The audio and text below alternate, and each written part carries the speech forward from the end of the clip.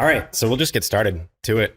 This is exciting because it's gonna be weird to sit like this though and not look at you. So I'm just like looking out. So I maybe know. I should just turn a little bit. That's kind of what yeah. Yeah. All right. So I'll just change my position Once the here. studio's set up, and then you'll have it so you can be Yeah, we face can to just look face. right at each other. And Yeah. it won't be as weird. So Yeah. trying not to think about the camera too, because this is the first time that we're adding camera to the podcast, which is super exciting though, because now it puts a face to a name.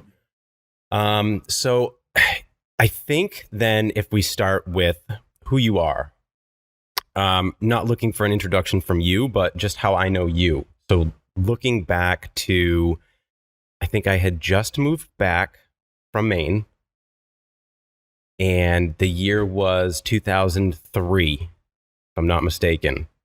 Our sisters lived in Arizona. We were going to visit them, and you and I met It was before that. before Your 2003. sister lived with me. Yes. But did we, well, we might have met like, hey, I'm Aaron. Hey, I'm Vinny.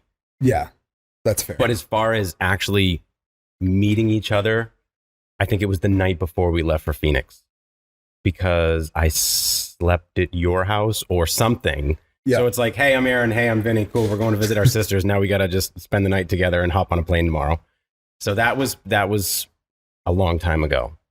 And from there, it's been interesting to see kind of where our lives have gone based on how we kind of started our lives, you know, where we lived and you going off to college and everything like that. So instead of me kind of going over everything about you, you know, feel free to bring in, you know, who you are, what you do, how you kind of identify what your life is about right now. Sure. I also just want to add that trip to Arizona, there is one moment that I remember like vividly that stands out to me. Do you know what it is? I'm curious if you have like the same memory. I hope it's not the same one, but the one that I remember was you eating a pint of Ben Jerry's. Not a lot has changed there. I've never seen anybody eat an entire pint, and I was just like, this man is different. Oh yeah. Yours? I'm not sure. Okay, I was just wondering if we like. So vividly, I remember going out there, and it was during monsoon season. Yes. So we were out at like a baseball field, and there was a thunderstorm at night, and you were taking pictures and trying to get a picture of lightning. Got it. It was my first like actual introduction to like like actual technical photographer. My mom was like into like hobby photography, so I've seen like digital cameras and stuff like that. And like, you know, but like you were doing a long exposure shot, and I just like I just remember that vividly because it was funny the other day. My wife was like trying to take a picture of something. I'm like, oh, you need to do like a long exposure. You got to open up the aperture. And she's like, what does that even mean? And I'm like, you want to know how I know that? Closet nerd. Yeah. Anyway, that moment. No, I do absolutely remember that because I guess I might have been switching memories up of when I was shooting the lightning. I thought it was at another time that I went out there. It might have been multiple times, but I do remember now you saying that vividly because it was a school. The baseball field was part of a school, I believe. Yeah. And it was weird to be at a school after hours. And I mean, I think it was summer anyways, because there's always heat lightning out there, but it was very warm. So no, I do vividly remember that. So I'm going to have to find that picture and show you and see if that's the one that lines up with what you remember too. And then I can put that here because now we have video. Oh my God. If you have that and you can insert that into this vlog, that would be amazing. I'm almost positive I have it on DeviantArt. Yeah. That moment was like my first introduction to the work that you've done. And, you know, again, thinking about how we know each other, and where we've all grown and where we've gone. God, it was so long ago. And just to think about how far you've come in our journey, together, I think is amazing. But, you know, anyway, you know, for me, we've known each other. I don't even, what year was that? You said 2002? I think I moved back in 2003. It was just before school started in 2003 because we were going into our junior year. So I believe that was 2003. I could be wrong because trying to think about it now, you're like, wait a sec, maybe it was this time, but it was around that time. So it was Yeah. around 2002, 2003. Man, so it's been about 20 years. Yeah. It's a long time. So yeah, we've been on quite the journey together. So knew each other for 20 years, and now, you know, I'm married, 3 kids, work full time, kind of live that grind. So it's been an interesting journey over the 20 years, and thinking about going from driving the Toyota Corolla 100 miles per hour downhill with a tailwind. Hardly 100 miles per hour. Well, Well, see, this is why I was excited about this conversation, is because, you know, for anybody who's listening now, my last 2 guests were photographers, and I've had 2 solo episodes where some has been centered around photography, some has been centered around social media, and just kind of me ranting on things. So I was excited for this specifically because you're the friend that I can call on when I might be feeling a certain kind of way, whether it's personally, in business, whatever. And you're not the yes man that's like, oh yeah, you're valid in feeling that way. You're more like, well, did you think about this way? Did you think about that way? And I go, he's right. I didn't look at it that way, or I didn't consider it this way. So for that, I'm always appreciative. And so that's why I'm excited to have this conversation too, because we're not putting you in that bubble of entrepreneur. You're not self-employed, and you don't have to be on this podcast. And that's why I'm excited, because it's such a contrasting conversation that we'll have. So continue what you were saying about the Camry going 100 miles an hour barely. Yeah, just you know, I think friendship and the journey that it goes on is so not linear. And in 20 years, and I was speaking with my wife about this the other day, about how coming out of certain experiences in life, high school, college, I'm surprised by how few relationships I still have left. And I think that's just the journey of life. I don't think it's a bad thing. I don't think it's an indictment on the other people that we've lost along the way as like friends.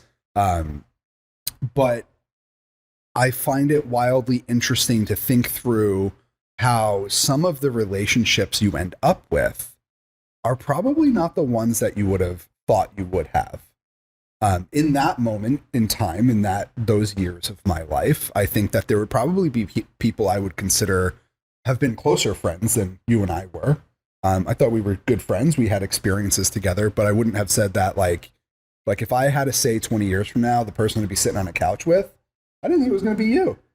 Fair. I think that's wild about life. And same thing goes for college. I came out of college. I went to school in Colorado, and there are 2 relationships I came out of that 4 years with. And both of those relationships were not the relationships I expected to be the people I still talk to today. Do you think there's a specific reason for that? Do you take some of that accountability on your end on why they're no longer friendships? Yeah, absolutely. I think there's some mistakes that I, of course, made as a person, some relationships that I probably would, ruined. I feel like is such a negative. And that seems like an extreme word, but there's certainly relationships that have probably fallen through the wayside. But I just think that as you grow as a person, I think that there are some relationships that cannot grow together, that they were built in a specific moment in time that filled a specific need, emotionally, personally, professionally, whatever it may be. And then when you grow beyond that moment, your relationship doesn't transcend. And again, not to name names on a podcast, so I won't, but there was a specific person that I met in college. We can turn into a drama podcast if you want to start naming names. We can go real viral that way. Start fighting. Yeah. There was a person that I became really good friends with in college. We were roommates. Dude was there for me in a lot of ways. And you went to school in Colorado. Yes. That'll be a fun topic also, but when I made the decision to come back home, that felt like a betrayal to him. And he was not able to see that I needed to go for my own growth, that being in Colorado wasn't allowing me to truly like flourish as a human. And in that moment, I actually thought moving back home was a failure. Like I went out to Colorado to go find my independence, and I didn't find my independence. It was challenging. You know, being on your own is very difficult across the country.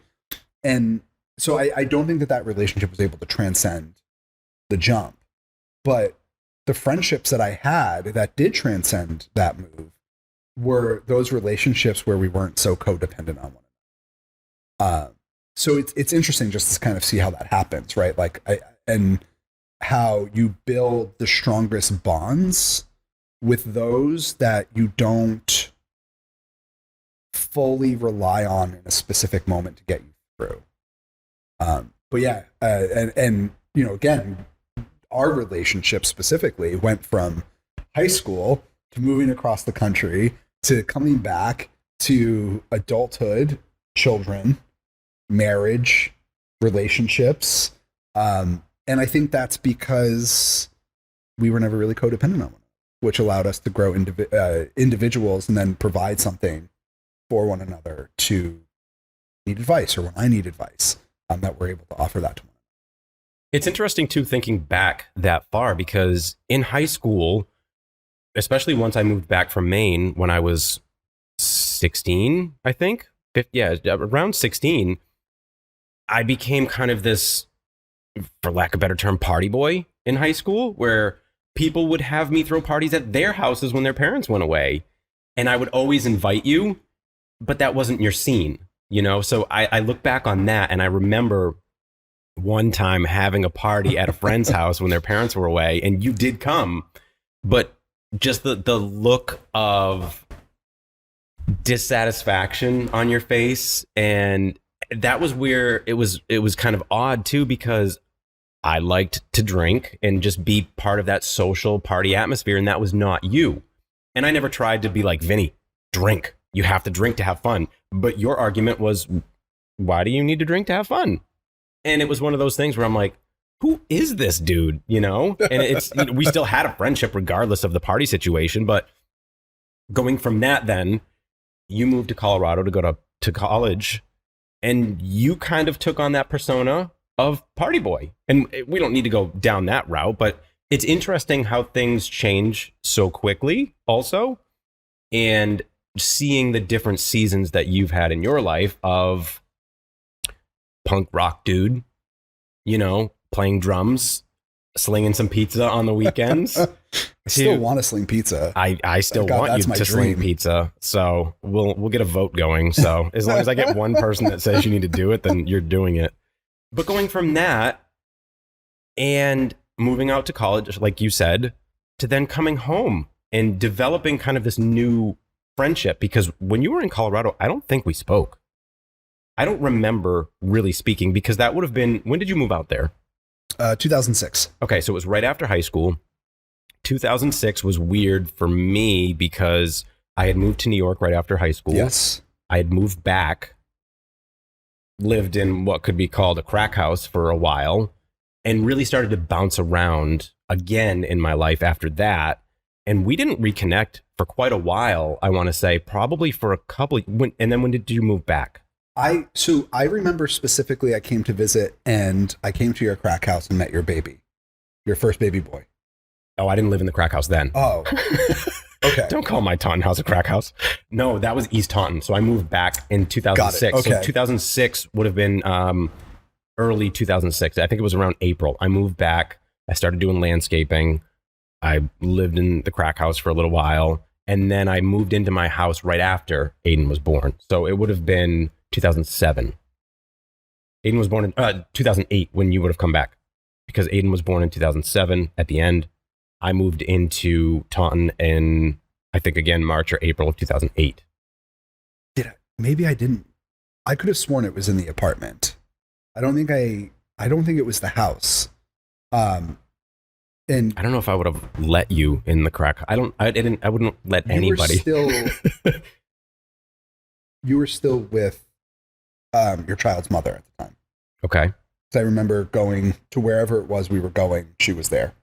So again, details there, but I remember we came back and that visit, we were going to a party at a old high school friend's like mother's house.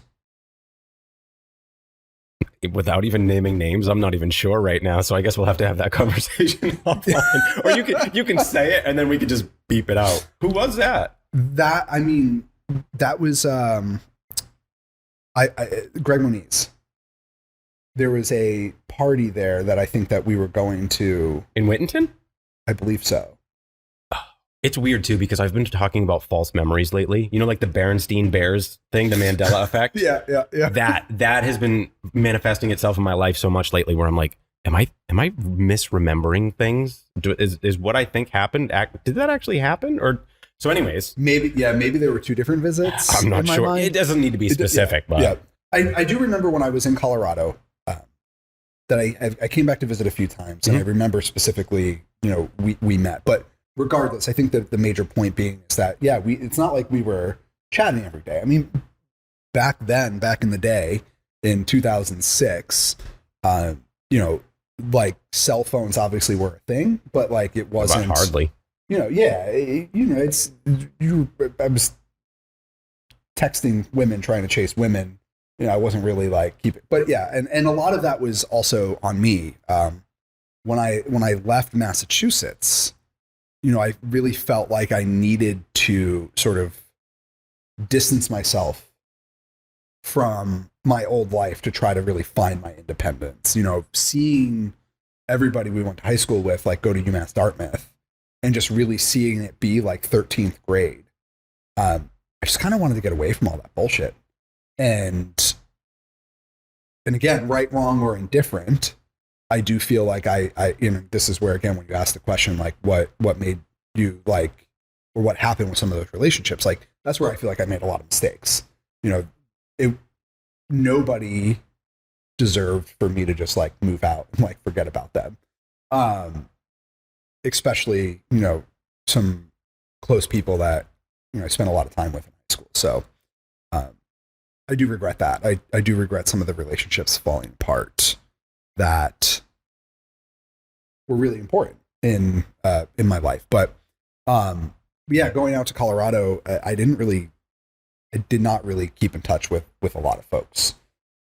One person I did, obviously, is the woman I married. So we did keep in touch and stayed pretty close throughout the 4 years there. So to hone you in a little bit on the Colorado thing as a whole, why did you go to Colorado?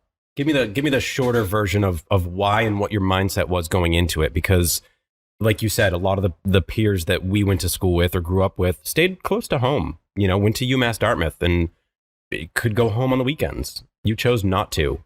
Yeah. So my grandmother moved from Long Island. So I grew up in Long Island. My mom we all grew up in a house with my grandmother, my two aunts, my mom, and then my cousin, my sister, and myself. So it was, the four single women raising three children. And when my mom got remarried and moved up here, all my mom's sisters started moving away. So my grandmother ended up moving to Colorado. And then she decided she didn't like the cold, so she moved to Arizona. So she's in Arizona now with everybody else. Yes. But I remember we went out to visit one winter, and I just remember going snowboarding in Colorado mountains, and I'm like, this is where I want to be. This is beautiful. It's one of the most beautiful places I've ever been. So when high school was ending and was looking to figure out what I was going to do with my life, I actually was going to enlist in the Marine Corps. That's right. And I brought the recruiter to my house.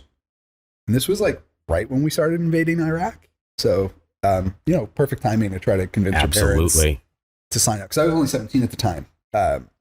And I was trying to do the delayed enlistment program. I also was working at Johnson & Johnson's. They have a headquarters in Rainham down in the industrial park. So I brought the recruiter to the house. It didn't go well. My parents said I have to wait till I'm 18 to do that. Was that a surprise to them? Like, hey, I'm thinking of going into the military? No, I was in ROTC in high school. So they knew I was always into the military, but I think it was a surprise to them that I brought the recruiter home to get him to try to talk them into signing me up. And so anyway, that didn't really work out. And I was confiding in some like of my mentors at Johnson & Johnson's, and they really like convinced me to go to school and not do the military route. So while I was doing some research in schools, CU Boulder came up as one of the top biochem programs in the country. I'm like, oh, that's wonderful. I love Colorado. It's beautiful. I want to go there. So I applied to CU, and I applied to a couple of schools in California as well. But yeah, I mean, like leaving Massachusetts for whatever reason was always the goal. I just didn't want to be here. So I was going somewhere, whether it was in the military, whether it was Colorado or California. So I got into CU, and the rest is history. What did you go out there with intentions to accomplish as far as schooling goes? Not spending $170,000 and getting crushed with student loan debt, but here I am. So I originally I working in Johnson & Johnson's, I wanted to be in sciences. I love science. I always loved sciences in high school, and I couldn't really ever figure out like what type of science I wanted to study. So I wanted to be pre-med. I always felt like I wanted to be a doctor. I don't really know why. I always felt like medicine was really interesting. But I fucking hate school. Like, I hate the concept of school. I think that school is very behind in like where we are. Like, it feels like a very industrial age. Sit down, you have a class, you cannot talk to one another, you cannot collaborate with one another. You're going to memorize this like specific process, and then we're going to test you on it.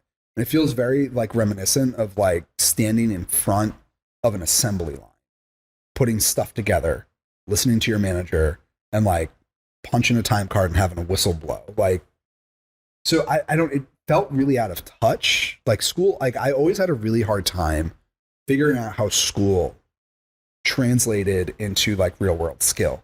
Like, I went to college. I was spending $35,000 a year to go to school to take an art history class. Like, I like the core requirements of college. Like, I wanted to go to be a doctor. Why the fuck do I have to take an art history class or an anthropology class? Like, you want me to pay you thousands of dollars to better myself as a human being?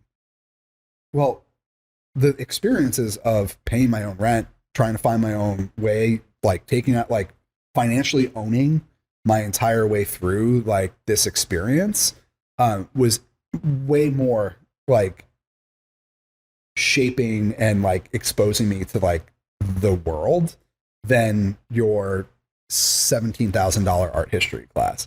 And I always had a really hard time making that connection. Like, I wanted to learn the subject matter that was going to be like around science. I didn't want to do all the other bullshit. And I didn't really succeed in that. I didn't do well. You weren't invested financially. You were invested, or you were going to be invested, whether you liked it or not. Yeah. But physically, mentally, emotionally, you were not in it. Where did that start to fall apart, I guess? And where did you then make the decision to go, this is not where I need to be. This is not what I want. Fast forward a little bit. So 2008, the housing market crashed. I think, a lot of your listeners are probably around our age and probably remember the recession of 2008. So being a junior in college with $100 and something thousand of student loan debt, not really knowing what you wanted to do. Because by junior year, I kept going back and forth. I didn't know if I wanted to be a doctor. I didn't know if I wanted to be, I thought maybe I'd like be a nurse, thought maybe I would be a paramedic. Like, I knew I wanted to do something in medicine. I just didn't know. Like, I was so in debt that I was like terrified of more student loan debt, more school. So medical school almost became an improbability to me. But knowing that I needed to graduate and find a job when everybody was losing theirs was horrifying. Which is when I started thinking about the military again. Oh, it came up again. Yeah. Yep.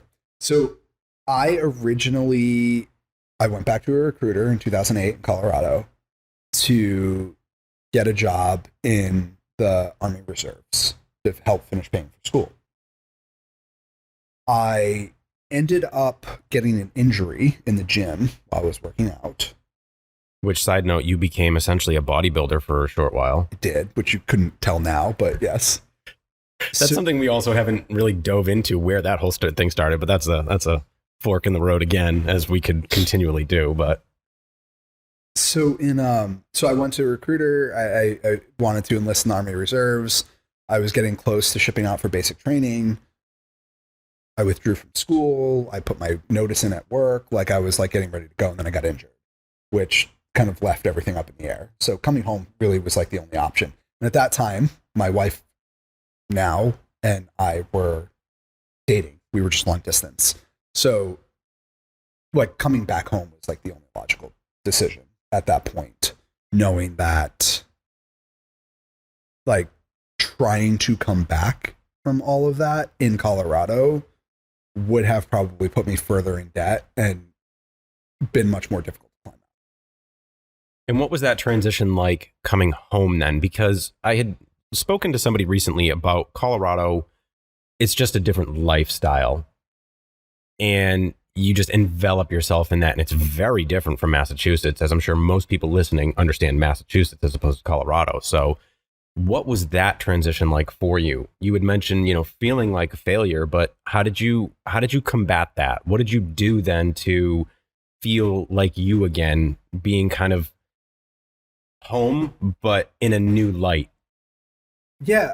Well, I didn't until a lot of therapy and working through a lot of that and getting some closure and acceptance of the fact that the past is the past, and the things that the mistakes that I made are what made me who I am today.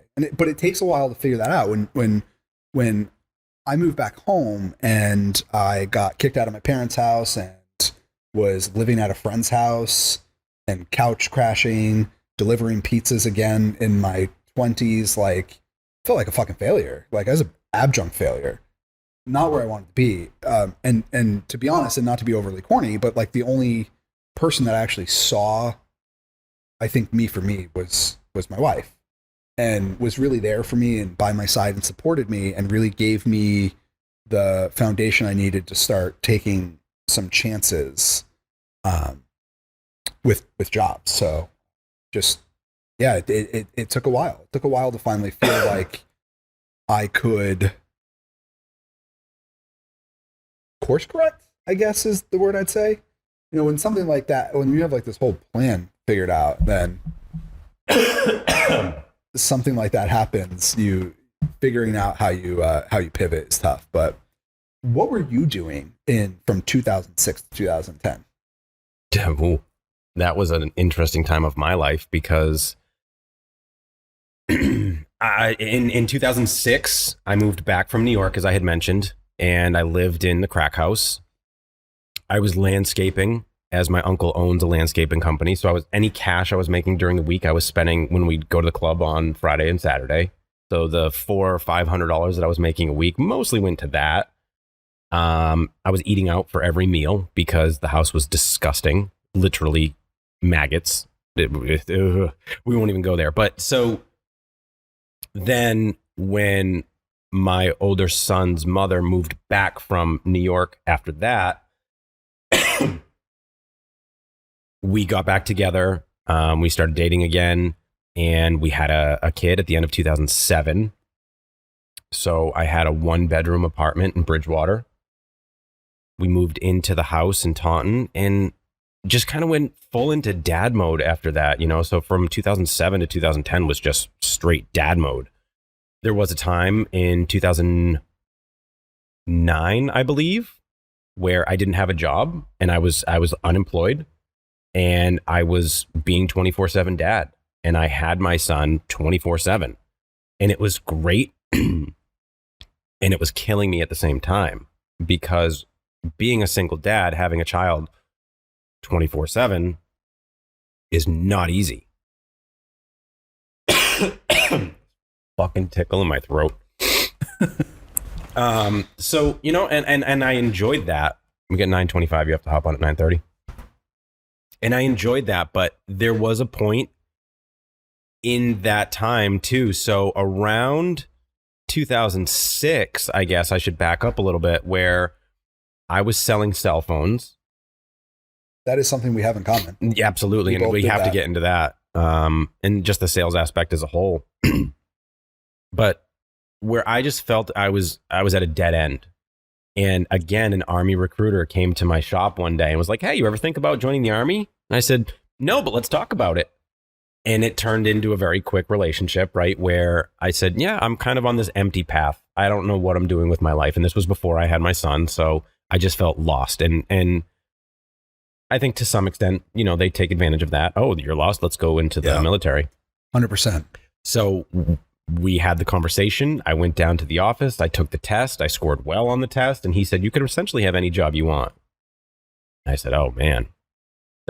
So, you know, 20-year-old me, 19-year-old me was like, I want to be a trigger puller. Like, why not go into the military just to shoot? Just being young and dumb. And I'm like, "Well, what do you like to do?" I said, "Well, I love photography." "Well, you could be a combat photographer. You have to take pictures of everything that's going on." I said, "Cool, let's do that." You know, and at the time, my younger sister, who I had developed a very close relationship with because I was there through all the doctor's appointments when she was born, everything. She was kind of like, I looked at her almost as like my own. And I said, I can't leave her. I can't go into the military because her. Whether that was really my excuse or not. But that, long story short, that kind of fizzled out, and I couldn't sign. I got to the point where they're like, "All right, you know, sign. Here we go. Like, let's get moving." And I said, no. And I went back to selling cell phones, and he would stop by every now and again and be like, "Hey, what's going on? How are things?" I'm like, "Oh man, I'm doing great at my job. I'm crushing it. I'm making all this commission. I'm happy as shit." So just to get him off my back. So yeah, and then from 2007 to 2010, I just kind of had this weird thing of just being a dad, but not knowing what I wanted to do. And I too made the mistake, if you will, of going back to school because I thought that's what you needed to do to be successful. Yeah. Here's all these things that I like. I like graphic design. I like business. I like sales. I need to go to school now to get a piece of paper to say that I'm good at all these things. And I didn't have time as a single dad to really accomplish that. I couldn't invest in that. So when my son would go to sleep at 9 o'clock at night, you'd see me trying to crush through these books and these tests and papers. And I wasn't disciplined enough. So I would sit there with like a bottle of wine or a beer and I'd try to crank out as much as I could and then go, I don't really have the patience for this anymore. So I'm just gonna, we'll just chalk this one up as a loss. So it was just F. And it's like, I'm just wasting my time now. And I think 2010 then was when I started to find a little bit of direction with sales, jumping into more sales jobs, but more that I thought was going to be sustainable. And that's when I became a business development rep for BMW. And I was like, oh, this is cool. I get to work with $100,000 cars. I get to take them for rides on my lunch break. And I get to just feel like I'm in this world of luxury, even though I drive a 2001 Honda Accord or whatever it was. Oh, it wasn't the Acura? No, not yet. The Acura didn't come along until I actually started making money. Sync that sound. All right. Awesome. So we had to take a quick break. Do you know where we left off? Yeah, we were talking about you. I think it was around 2008. We were selling cell phones. I think we stopped specifically when I was talking about working at BMW. Oh, you're right. Yeah. This is why we can't have your work interrupt our podcast. This is really important. So yeah, it's just getting into a job like that, I think made me feel like I had a big boy job because at that time I was 24. I was making decent money, but I think getting to play with those cars was fun. But that's when I started to realize that the burnout is real. Working 50, 55 hours a week on top of being a dad. So still knowing that was what I wanted to focus on was being a dad, but knowing I needed to work to provide. There came a time where it just got too much. And I said, I can't possibly work this much and still have an enjoyable life with my kid because I'm missing out now. Yeah. So we went through that. I settled for a while. That's when I just thought, okay, this is what you do though. That you have to have that burnout. You have to complain about it. You have to make money and you move on, right? So that went on for a few years, and we start going into 2013, where the funny thing about that is I quit / made them fire me, which is a weird thing to say. But just the very simplest part is it's kind of like when you don't know how to break up with a woman, so you like go out and just be a dickbag until she breaks up with you. It was kind of like that, where I was putting up a fit because they wouldn't let me take my vacation. And the way that my schedule worked, I had a very different schedule from everybody else, so I could spend time with my son and bounce back and forth, yada, yada. And I was putting up a fight about having 10 days of the month off. No, they're like, you're going to be off for 10 days. That's a third of the month. And I'm like, well, that's how my schedule works. And then I want to take vacation. And stupid me at the time, I went to HR thinking I was doing the right thing, going, I'm having an issue with my manager. And they're like, okay, we'll make this quick and easy for you. Long story short, they ended up firing me. And the funny thing is, if you're following along, I worked at BMW, the vehicles. They fired me for theft. What? Just that weird silence, right? Where like time theft? Commission theft, setting improper appointments. There was nothing behind it. There was absolutely no reason for them to do that other than to try to be.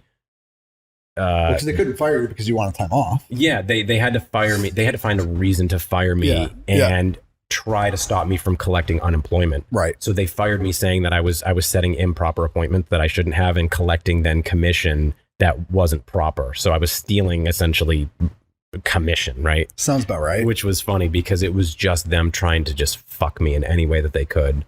Long story short, I fought with unemployment and I got unemployment, which ended up being one of the best summers that I've ever had, because it was, let's see, probably April or May. My son was about to be done with school, so he could be on summer vacation. And at that point, I said, you know what? I'm just going to sit back. I'm going to collect unemployment and I'm going to spend as much time with him as I could. And it was awesome. It was so awesome because at least I could pay some bills, most bills, rent, and spend as much time with him as I possibly could. And I never regret it going down that way. So that's kind of, I mean, we're in 2013 now. If we start using time points here. So we had mentioned too that we have a similarity of selling cell phones. So this probably backs up a little bit, but we've had this connection too of sales.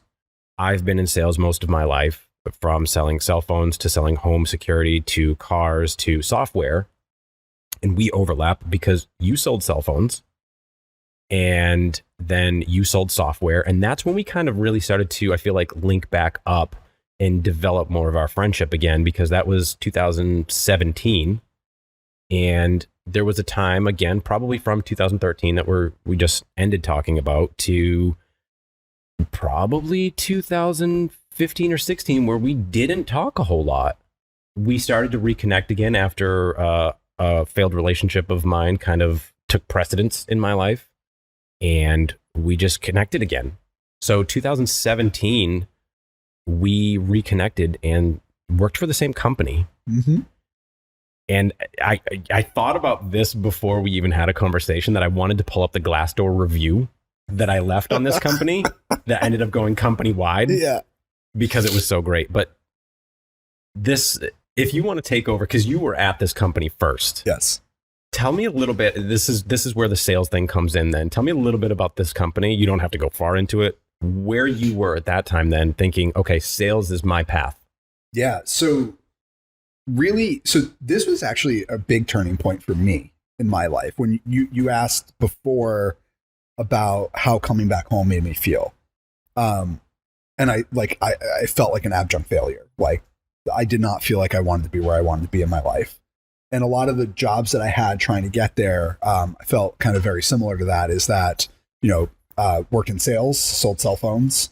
And then I moved into a role with Sony PlayStation. which was like the best job I've ever had in my entire That's a life. kid's dream at that point, to work for a video game company. Yeah.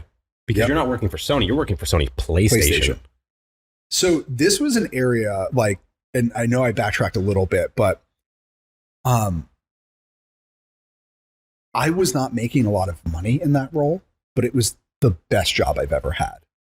And that was when, like, again, I already mentioned about all my student loans. Like, I had this external pressure that I needed to continue to move up the corporate ladder. Because if I didn't, I would never be able to afford a home. Is that when your mentality of that corporate ladder really started to develop? Yes. Okay. I applied for 2 different promotions at Sony PlayStation to go to headquarters, move to San Francisco. And I got denied both opportunities. And the second opportunity was really the one that broke the camel back for me at PlayStation, which I realized that, like, if I didn't move on, I was never going to move up, and I couldn't continue to make the amount of money I was making working there. So we had sales conference every year out in Vegas for Sony PlayStation. And I was walking back to my hotel room after one of our sales sessions and heard the person behind me talking about how he got the job that I thought I was getting. Oh. So I approached my boss's boss about it. And essentially they only made the decision because he lived in San Francisco and they didn't have to pay relocation. So I was like, okay, like, I'm done. I looked for another job. I regret looking for another job because then I went back kind of to retail. That's when I went and started working for a very large retailer that we used to call the stores the fruit stand. So to not necessarily like put that on blast. I don't even know what that is. Do I know what that is? Yeah, it was Apple. Fine. I worked at Apple. I went to go work at Apple. I don't know. I'm not sure Somebody if from Apple's going to hear I this don't and be want to like, get sued by no. Apple. So I went and worked for Apple, which, like, was sort of a humbling experience to be like, I left T-Mobile to go to PlayStation. I got out of retail specifically and felt like when you're talking about your big boy job, getting that job at Sony PlayStation, when I started to kind of feel like an adult again. Like, after making all the mistakes I did and really feeling like my parents made me feel like I was a child again and having to deal with all of that, Sony PlayStation was like the job that made me feel like an adult again. So when I left and went back to Apple, and no matter, like, you can put lipstick on a pig, it's still a pig.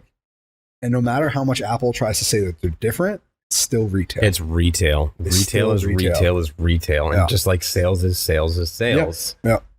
So, an Apple, like, this is when I knew I was a really good salesperson. I was always number one in sales for the year, every year at Apple. When my son was born, I took 6 weeks off. 6 weeks. I was not working. Not a lot of time. I still finished third in the store for sales. But I just couldn't do the retail hours as a father. Like, the retail hours were killing me. I was never really being able to see anybody. So that's when one of our business customers at Apple, I went on this tangent to get here, because naturally in my role at Apple, I was not just a like regular salesperson. We were called experts. Gotta love this, the great self-promotion of names. As an expert, we were really just sales leads, like, if I could put it into like normal words. So we handled a lot of the higher ticket item sales. We were the ones that like dealt most like front of house with business accounts. So there was a software startup in Providence, Rhode Island. That was one of our business customers. Oh, that's how this connection came to be. Yeah, I remember this now. So I did a lot of work with them. I oftentimes serviced, or I didn't service because I was in sales, but I would like intake a lot of the service requests for their computers. I would help them out on their refreshes when their leases or their employees' leases were up and they swapped out their machines. I serviced a lot of this company's needs.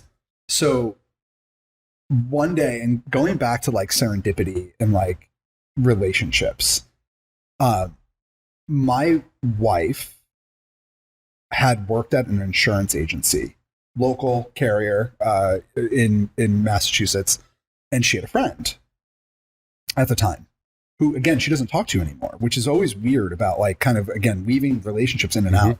This relationship is so important to me, even though it was my wife's relationship. We were at their house and I was just shooting the shit with this woman's husband. And I mentioned about how I was looking to try to branch out of retail. At that point in time, I probably put in 80 applications to different companies trying to leave Apple and get to like a big boy job again, with 3 interviews and no job offers. And I was just talking to him about like, oh man, you know, it's just been really frustrating. I'm trying to get like out of retail. And I mentioned this company. I was like, I was really looking at this company here. I think I'm going to apply to this role. He goes, my brother-in-law works there. I'm like, oh, who's your brother-in-law? He said a name.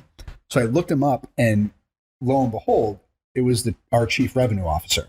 His brother-in-law was the chief revenue officer of this company. So he called up his brother-in-law and submitted my resume. And I got a referral into the company by the chief revenue officer. So when HR called me for an interview, they're like, we've never had a referral from this. So I guess like my major point about saying all of that, again, about relationships and how sometimes like relationships come into life and they're the relationships you really need at that time, but sometimes they don't necessarily carry through. But that's how I got the job there. And that job was so important for me, as it was my transition into like quota carrying hard sales into solution engineering, and where I was able to kind of take a step off the front line of sales and more into a advisory consulting role of solutioning. And I know it's like kind of same, but different, right? Like selling and solutioning kind of sound the same, but like I really was able to take more of a customer focus and think through the technology that was needed to be in to support the businesses. And I was able to take a consultative approach. And my career took off from there. Like it was basically a rocket ship from absolutely that moment. So really important. From 2017. And I'm so mindful of that as well, because we had similar backgrounds in jobs, because we weren't in careers at that point where we were unhappy. Sales is sales, right? So if anybody who has been in a sales position, you know, that's all you need to say. You've been in sales? Yep, you know. Anybody who doesn't know what a sales role is like, it's just, it's constant pain. let me leave you all with a little, I don't know, an analogy, a metaphor, a visual. I want to paint a picture for you. I remember we went to go walk to a local donut shop, and you told me that your boss said, put a mirror at your desk, and when you're talking on the phone, make sure you're always smiling. At this company that we worked at. So the company that we worked together at, who was constantly in my role, my superiors were an assembly line, people that just weren't cut out for it, but also to blame because the company was just kind of a shit show. And she specifically said, put a mirror at your desk, so when you're cold calling, you can be smiling and your smile will be heard through the call. That's pain. Not everybody's built for that. I'm not. I have a personality. That's for people who are just robots, who pick up a phone to cold call somebody, look at themselves in the mirror and go, hi, can I speak with Michael? And you're just like, most of the time, no, Michael's not in because you have the gatekeepers. That's a whole different story. That's a visual that I haven't relived for a while. Thank you for bringing that up. It just, I think it goes to show, right? Like in a lot of these sales jobs where they do turnover, sort of the top of funnel roles, business development reps, your top of funnel folks, your marketing people, they would rather pitch. I mean, listen, like, sure. Yeah. It's a fun idea to say that. Like, I totally understand that, but like, why don't you invest in some sales training, some challenger training, bring in a certified trainer that can come in and help teach some techniques versus, put a mirror at your desk. Like that's how sales can be. they weren't a very well organized sales organization. For lack of better terms, I had been in so many other sales roles where, they did invest in nationwide trainers that would come in and train our company as a whole.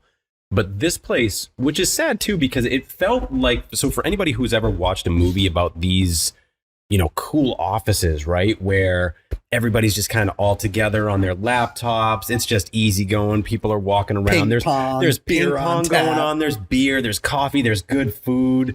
The walls are painted all these vibrant colors, so it just looks fun. It was all a facade because I got that role. I was like, this feels so cool. But the other thing that really took me out of that role was when I was going through training with a few others, and being downtown Providence, that's where we always used to go to the club. So I knew Providence very well. Yep. And I talked to a couple of the people that I was training with that got hired with me. I said, oh, you know what club used to be right down that way? And they're like, no, I have no idea. I said, wait a second. How old are you guys? They're like, oh, we're 20, 21, 22. And right there, I knew I was in the wrong fucking position, maybe even the wrong company, because at that time I was 30. Yeah. And I just felt so out of place. Yeah. Yeah. So that was a big moment where I said, this isn't probably where I needed to be. And that's where I said, I'm in the wrong role. I'm going to go not straight to the top, but as far up as I can go and say, this is my experience. This is where I need to be. And that's when I spoke with, what was his role at the time? The gentleman that you spoke with, Kyle. Yes. What was his role in the company? He was VP of sales. He was VP of sales. Okay. So I went to VP of sales. I didn't go to the BDR manager. I didn't go to the sales manager. I went to VP of sales and said, look, I need to be in a position where I make money because I'm good at what I do. And he was like, yeah, I'll see what I can do. And never came to fruition. Made very, very, very little money. And I don't know how I even paid my bills at that point because that was bad. But the point of this story is this is kind of where you had a springboard for your career. Because absent of me and my experience there, you took off like a rocket. And it's admirable, right? But it's also, as you being one of the best people in my life, I go, I'm happy. Like that's what a lot of people I think lose out on. Why is he getting these positions? Why is she getting these roles? Why are they making more money than me? Where I'm like, dude, go to this spot, go to that spot. So you started to get into your actual big boy roles then, because I wasn't far behind one of your moves, right? Where you went from Providence, Rhode Island, which is a cool city, a cool upcoming city, if you will, especially in the tech scene, but then getting to Boston. Yeah. Which for, I think anybody, Boston can be overwhelming, but you also look at it as, wow, this is a good position to be in. It'd take me a little bit through, you don't have to dive into the roles, but tell me where that transition went from this company then to then getting to a worldwide company, a couple of them. Yeah. So our company, I'm sure you remember, the company we worked at together was sold to a venture capital firm. I knew in that moment because I had a role where I was an N of one. I was the only person doing that job. The writing was on the wall. Like, first roles to get cut when a VC comes in, N of one roles. Mm-hmm. Like, they get down to brass tacks, meat and potatoes, sales, churn. Like, what is our LTV to CAC, right? For those that don't know, LTV is lifetime value. CAC is cost of customer acquisition. Startups, SaaS startups specifically, they live and die by this metric. So how long are customers subscribing versus what it takes to pay for them? If it takes, say $60,000, I don't know. Actually, let me make numbers easy. Say it takes $10 to acquire a company, but you charge $1 a month for your service. That means that you need 10 months of them being a paid customer before you break even. And that's what that LTV to CAC ratio is. Anyway, whole point of why I'm saying that is because I recognized right away that I would be in the axe. I was kind of a sales support role. I wasn't a hard seller. I didn't. You kind of made your own role there. I did. I forced their hand because I went and got a job offer from our major competitor, and I forced the CRO to provide me this role, which when the VC firm came in, I saw the writing on the wall. I started networking. A friend of mine from Apple was working at this other company up in Cambridge, Massachusetts, and he referred me in, and I got a job there. And this was a really interesting part because I started working there, and I made a little bit more money, right? Like I got a bit of a raise going from our software company to this software company because it was bigger. 3 months in, I was actually at this company's conference. I was sitting at a booth, and I got a LinkedIn message from a recruiter from another company. Much larger company. Worldwide. Big name. And I like read the message because nine times out of 10, like I don't know how many of y'all use LinkedIn for like job searches, but like 9 times out of 10 recruiters that reach out to you, they're like bottom of the barrel shitty jobs. I mean, I get people reaching out to me about like, I want to sell you a franchise. Do you want to be a franchise owner? Like not even jobs. Is it pizza? Like pyramid schemes. Is it pizza? I wish it was pizza. So I read the message, put the phone down. I picked my phone up. I went on Glassdoor and I Googled, like I searched the role, and it was like double the salary that I was just making. And I sent it immediately to my wife, and she's like, you just got this job. You cannot leave. And I was like, babe, I have to have the conversation. Like, this is like, I cannot let like these small little increments that I've made in my life like go. Like I have to. My wife, my mother-in-law thought I was the I remember this. dick. They were like, you can't do that. You're going to tarnish your reputation. I'm like, I'm just going to have the conversation. Had the conversation.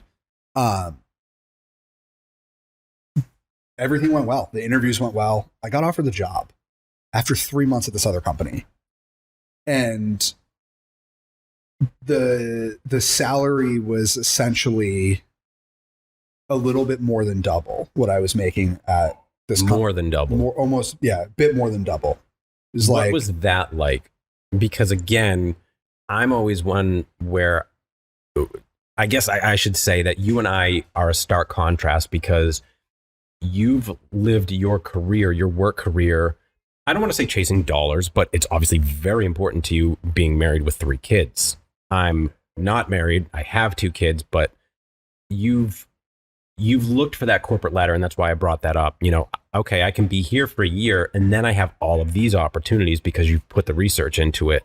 I need to make this. I want to make this. I want to make this. And it's a conversation you and I have had before where it's like, yeah, I can never come down even if my quality of life is better. And that's where you and I come to a head because I go, I would rather make less, but have a better quality of life to spend with my kids. Not to say that you're not looking for that, but I've always been one to just go, I would rather make, I don't want to say bare minimum, but I would rather make a lot less and have a lot more happiness, quality of life. And that's just the way that I've looked at it. So when you are then offered a job that is paying you more than double what you're making, how does that feel? Yeah. Well, it felt like I won the lottery, right? Like as I mentioned before, the student loan debt hanging over my head was. What was it at that point? If you don't mind. Because, so I guess maybe like, I didn't want to get too into this, but. Well, you don't have to. Yeah, no, it's okay. When I first moved home, obviously I was delivering pizzas and student loan payments was like $900 a month. And I had rent that was like $1,200 a month. And I was making $725 plus tips. So I missed. That's wild. I mean, just the kind of like the student loan crisis. Like I know like a lot of people have a lot of different views about like student loans and people's responsibilities. And like, I own my responsibility. I pay I'm a dutiful, I pay my loans every month now, but like painfully. I couldn't afford to pay my loans. It was either pay my student loans or not eat or not have a roof over my head. And when you can't make those payments, what ends up happening is they balloon your interest on you and they balloon the principal on you. I left Colorado with like $98,000 in student loan debt.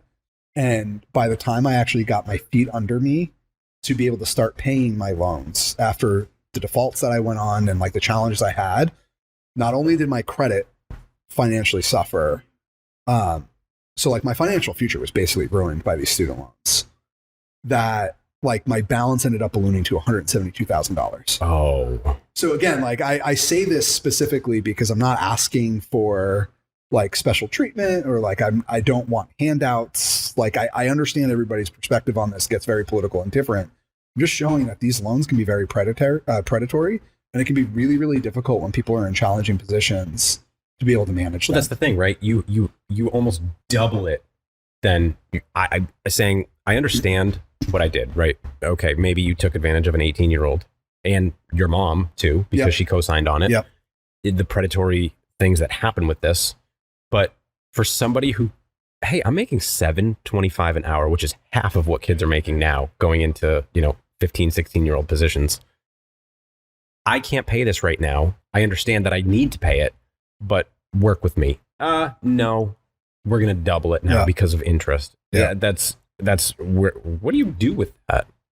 Well, and then they trick you in all of these things, right? So, and this is like, and the companies have been sued recently for a lot of this.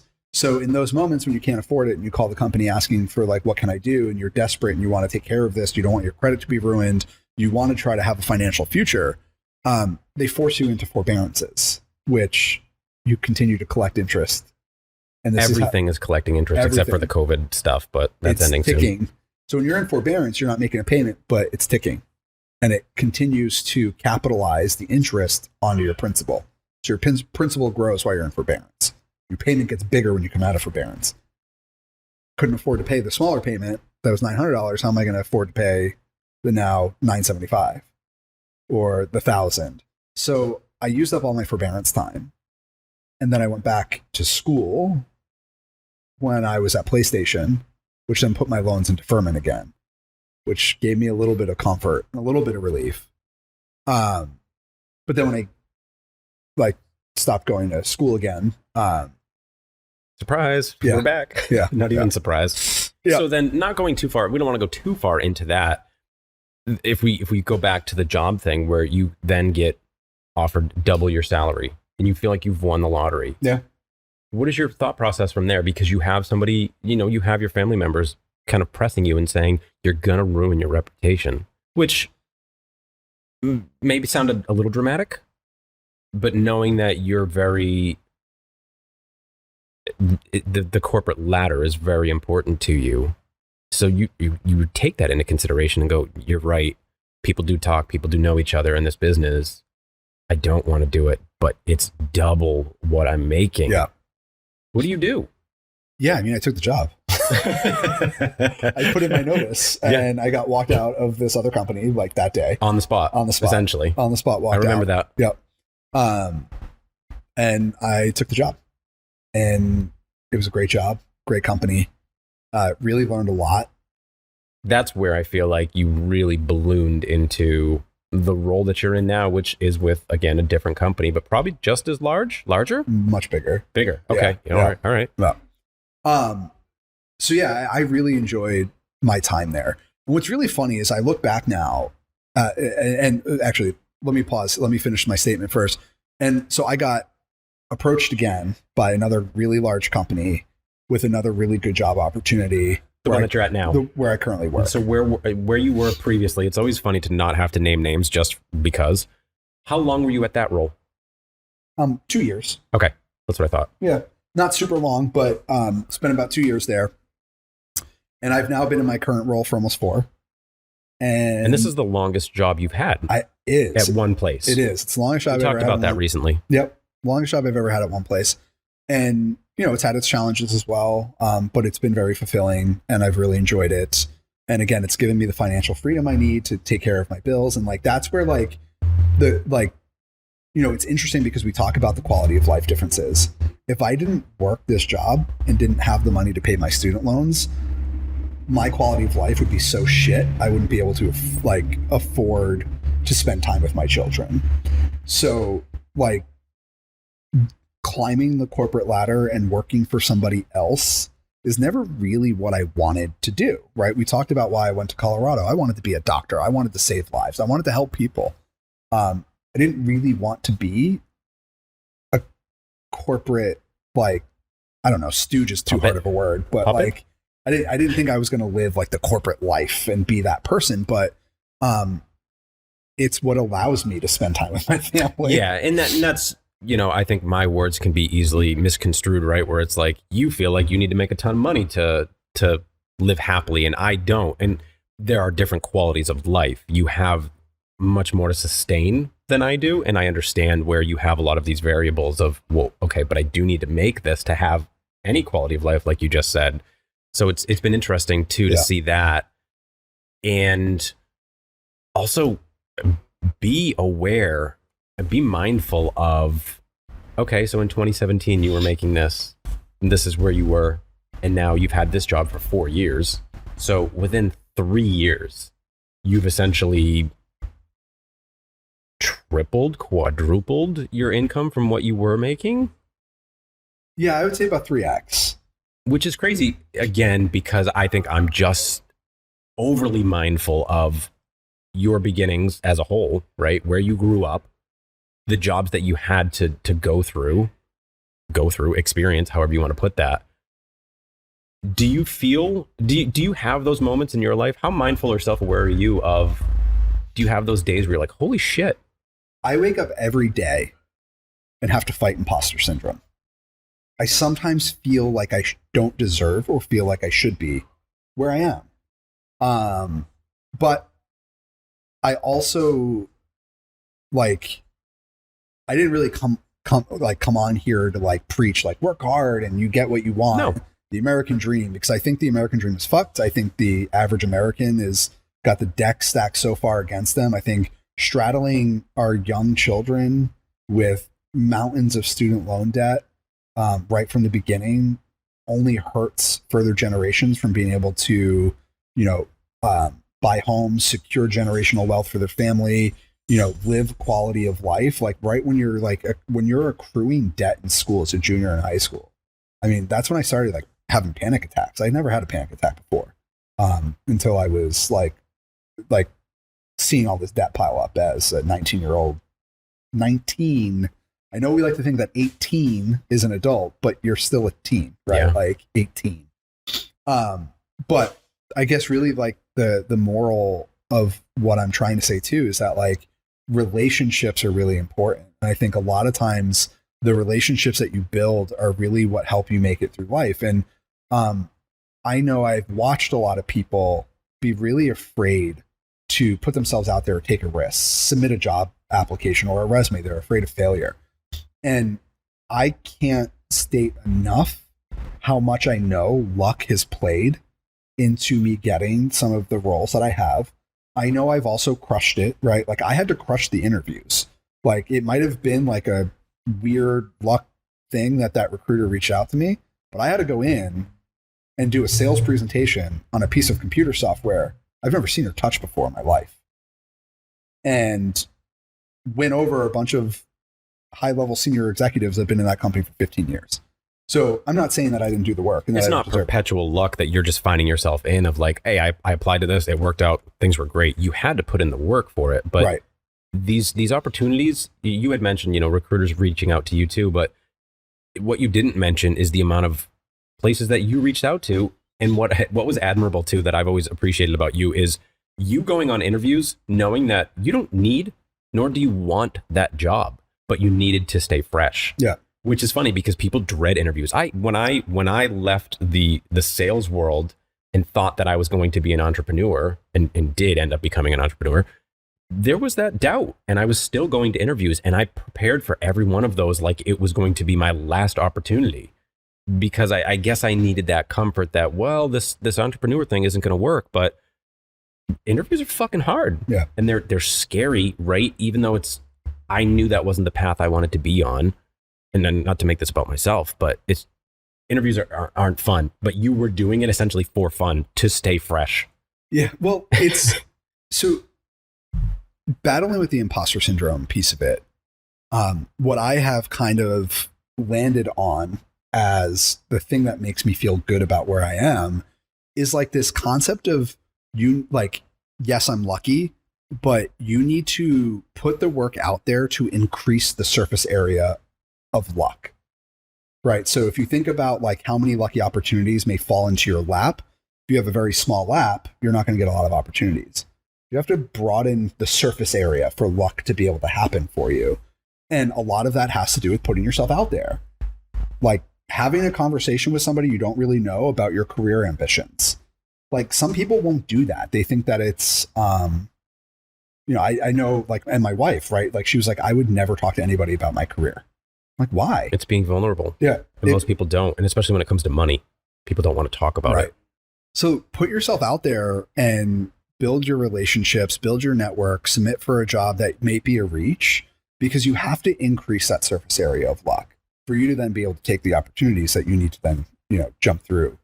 I think that's really like what I have learned over these last however many years is that like, because now looking back, the job at PlayStation I said was the best job I've ever had. That entire group got fired about 8 months ago. Really? Yep.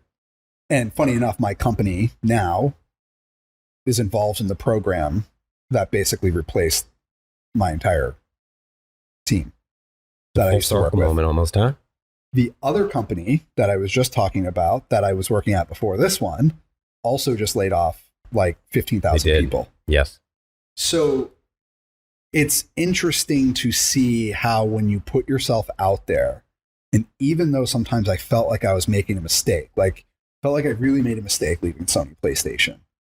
But if I stayed there, probably wouldn't have a job today. Well, I definitely wouldn't. I mean, everybody got fired.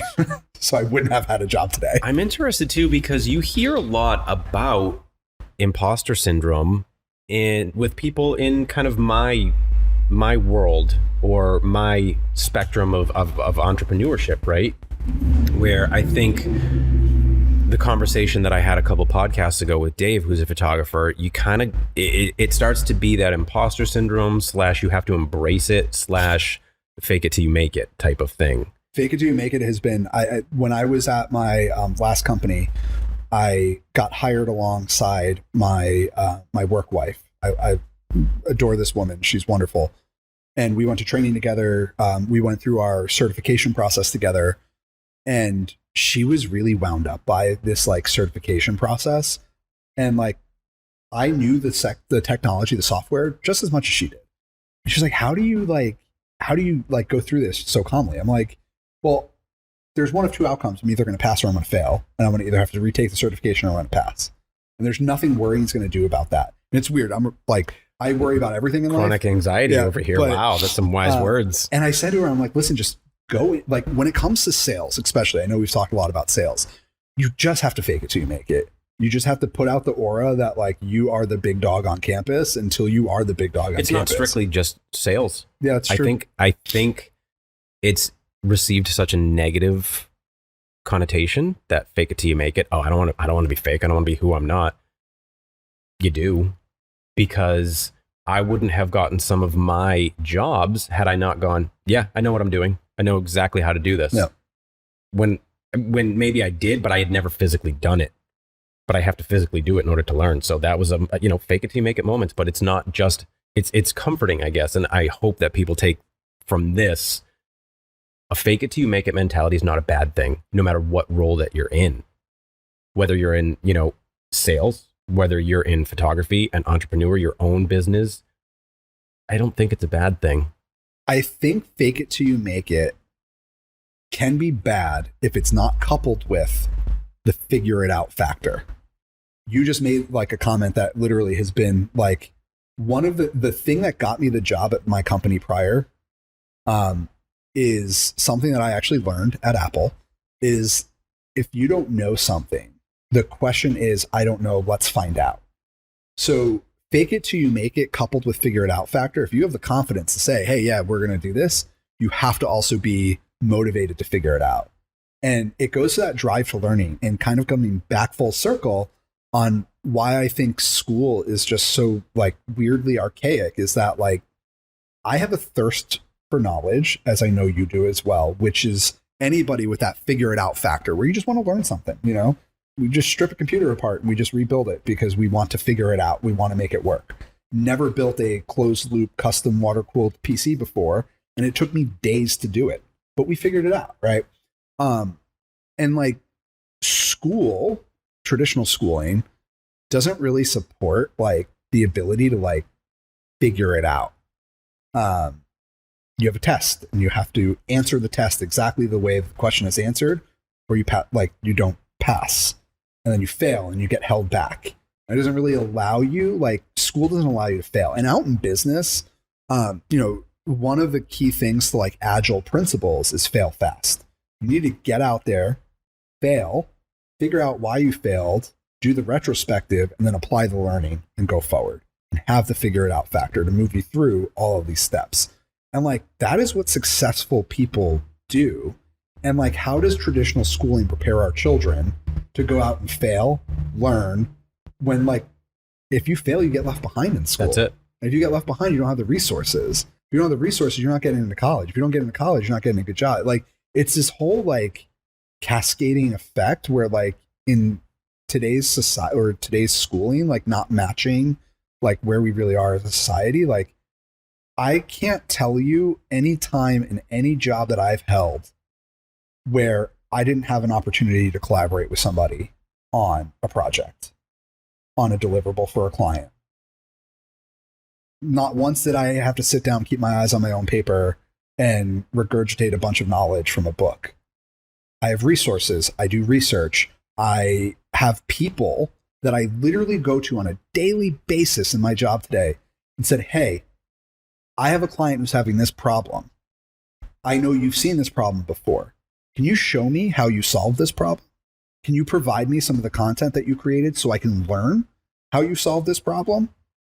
And my job every day is just figuring it out and having to pretend like I know what I'm talking about. Well, you're speaking to my, almost everyday life, because now that my son's in high school, they expect a certain level of aptitude and knowledge from you, and you're a high schooler, you're not in middle school anymore type of mentality. So I always find myself, if he gets a 90 on his test or a 95 or whatever it might be, I go, well, did you ask what you got wrong? No. Well, then how are you going to learn from it? Okay, you were successful. And this isn't to take his incredible work ethic and go, you could have done better, because I'm not that parent. But I try to instill in him that same thing, figure it out. Why didn't you get 100? Hey, man, I'm proud of you. 90, 95, you're doing awesome. You're killing it. But what did you get wrong? And why did you get it wrong? And how do you fix it? Yeah. Did you ask? No. Well, there's kind of this level of laziness from teachers, too, that they hand out a test and they just grade it. They don't go, did you understand, what this question was? Are you having a hard time? How can I help? Teachers aren't proactive like that. Most of them. I don't want to put a bad name about all teachers, but I try to put it on him. Did you ask? Can you stay after? Can you just make sure that you figure it out to use that? Yeah. And I think I just try to get him to adopt that too, because you're passing, but we want to make sure you can figure it out otherwise. Yep. The other thing too, so there's the fake it till you make it, figure it out factor. And the thing that I still really struggle with the most is dealing with ambiguity is really important in these situations too.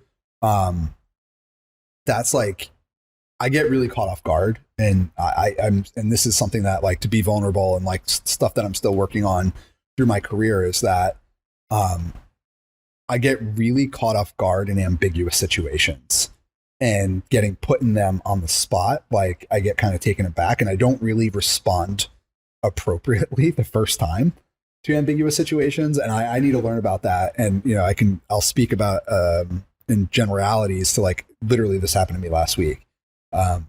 Was on a call with some high level folks at my organization.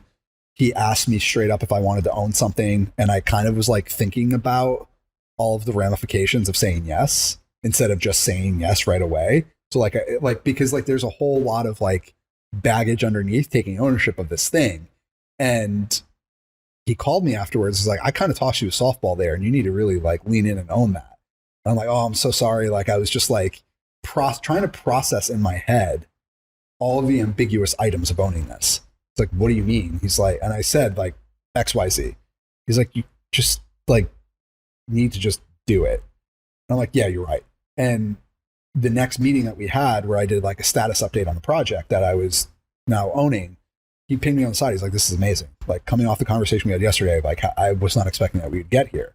And like, that goes back to like making sure that like you have like, cause we have the figure it out factor, right? Like have the figure it out factor, but like dealing with ambiguity is also really important. I'm learning that now.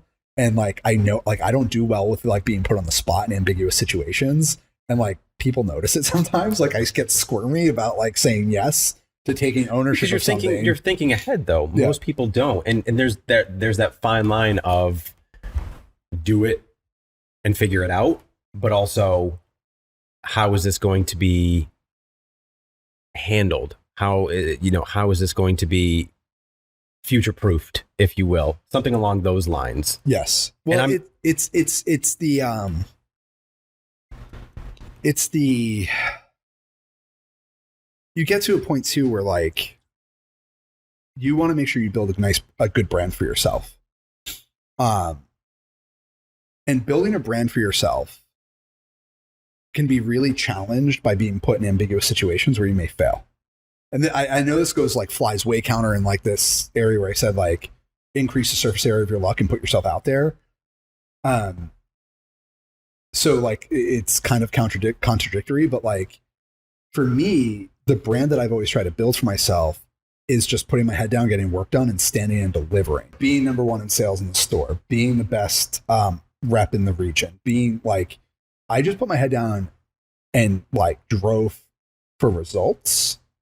So taking ownership of something that can have a lot of like, there's a lot of like political pressure that can come onto it. There's a lot, like there was a like very clear, very unclear, non-defined like stakeholder ownership of like who would be the person that's responsible for signing off on this work. Like who's the one that like, and it wasn't very clear. And I've been in situations before at my current company where when there's unclear like decision makers, the like my brand got damaged by one decision maker because you have to make a decision. Like it's hard to like, you're getting different feedback and you have to decide. So that's where like in these types of situations where, you know, I worry about owning something that I might fail to deliver quality work on. But I think it is important still when these opportunities come up that you may be nervous about, you know, dealing with ambiguity well is important. And that's something that like, I know I need to work on in the future. We're back. Okay. So we're back after a really long delay of you being on the phone with your job. Well, it won't be long to them. It's easy for everybody else. It'll be like a 1 second interlude from segment to segment. So we have a short amount of time now to kind of wrap this up. And there's so many avenues that we could go down, as we knew. You know, there's so many different things that we can discuss just to talk to everybody else about, but it's not always for that. It's just about me and you. And we could go down the coffee route. We could go down the pizza route. We could go down the home chef route. We could go down, you know, aspirations and hopes and dreams, right? But I think the overarching theme, like you had said, of this conversation is just an importance and a commitment to relationships as a whole. And I think a lot of people think that you have to be invested in somebody on a day-to-day basis. You know, you and I talk pretty much every day, every other day, even if it's a quick text or memes or whatever relationships are these days. Memes. Yeah. And it's tough nowadays to have in-person hangouts with, you know, families in the dynamics that we have, but there's never a time where we feel like we lose time, if that makes sense. You know, there's never like a lost time of like, oh my God, I haven't seen you guys in forever. This relationship is ruined. You know, right. We can always come to and, you know, have dinner together or hang out and always just pick up where we left off or start somewhere new, which is fun because there's always something new and fun and exciting to talk about. So one of the other things that I've been meaning to try to say in our other two segments is as we think about like our relationship and the history that we've had over 20 years, one of the things that I've always found really interesting is that photography has always been at the center for you. And I do have to say, like, I'm extremely proud to have watched you go from breaking in to state facilities and taking pictures of abandoned buildings. And there wasn't much breaking, just entering.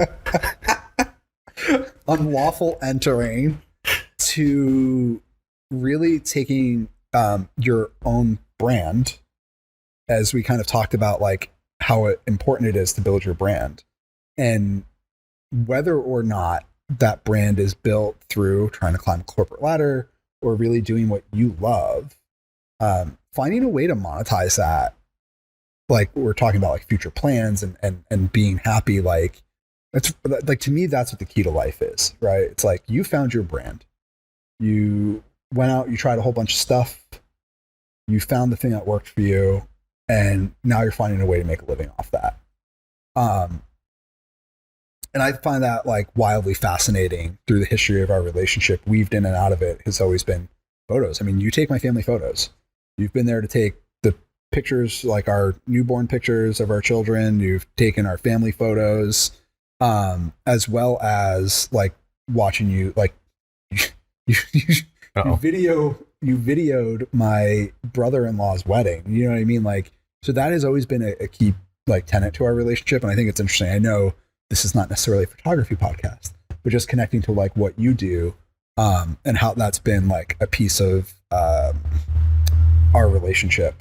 And I still, and you should add the vlog, the wonderful picture that I took of you and Rhea, because of everything I've learned from you. I now can take the other day. better photos myself. That was a great one. And I'm just going to put that, we were at that wedding that I was filming. Make sure to put that up. Took a picture of me and the photographer Rhea, who was last week's guest. And he goes, this one was great. I had the angle, the lighting was great. And he hands it to me because he didn't even look at it. And he hands it to me and it's completely blurred. I mean, not even like a little out of focus, but just like somebody had glasses over the camera, and it was just hilarity.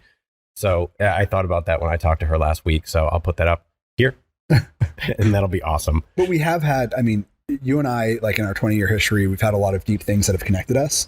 But I feel like those things have changed, like from, you know, being teenagers and dealing with the things that we've dealt with our parents, to now being adults and we have to deal with having families. But I just find it really interesting that like the one thing that's really like stayed throughout the entire relationship and is your love for photography. That's never changed.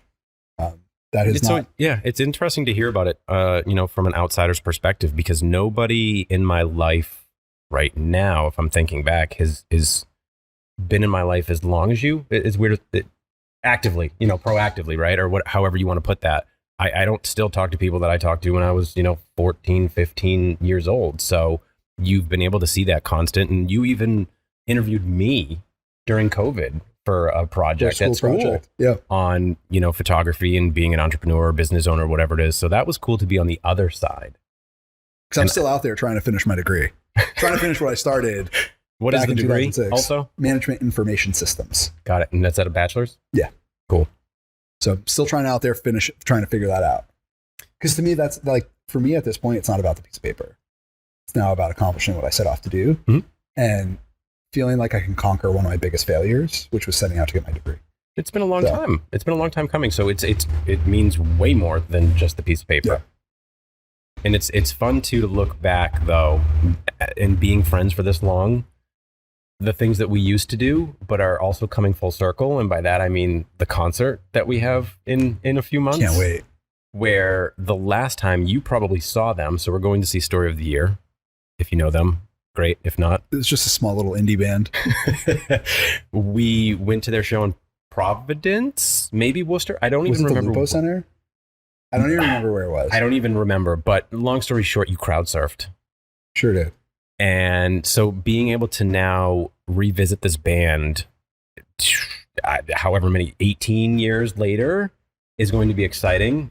And I already told you that you need to grow your hair out and frost your tips, and maybe wear a polo with the collar popped. I'm way too fat to crowd surf now. And I'm going to need you. I'm going to need you to crowd surf. Yeah, no, that ain't happening. I'm going to have to go in with my sweater vest, my pipe. I'm going to have to not that old. Yell at all these young punks for. We're going to get you some ear protection, which I 100% wear. Like when I went to Slipknot and I wore it because my ears thanked me the next day. I feel like I'm in the woofer. But it's going to be fun, and it's going to be such a perspective for us as our friendship, which is, I think, is so fun, and even more even more reason to be excited about it rather than seeing the music. So, you know, it'll be fun to have another conversation too, somewhere down the line as we see where, not only where the podcast goes, but also where you and I go, you know, over the next couple of years, is just living our lives as dads and having families and just growing and doing the things that we do. So there's, I feel like, a part 2 to get into about, you know, you're not just a sales engineer, you know, you're not just a dad, you're not just a husband. You are somebody who has a passion for cooking, has a passion for good coffee, like all these little avenues that we can go down that are so important that it make you as a whole too. Because I don't want to just tag you as, yeah, he's a sales or a solutions engineer. That's it. That's what he does. He climbs the corporate ladder and he just works until he dies. But I think it's the next time we have a conversation, I want you to either have a burger truck, a pizza truck, or something there. Yeah, I've been trying to I gotta reevaluate my food Instagram account.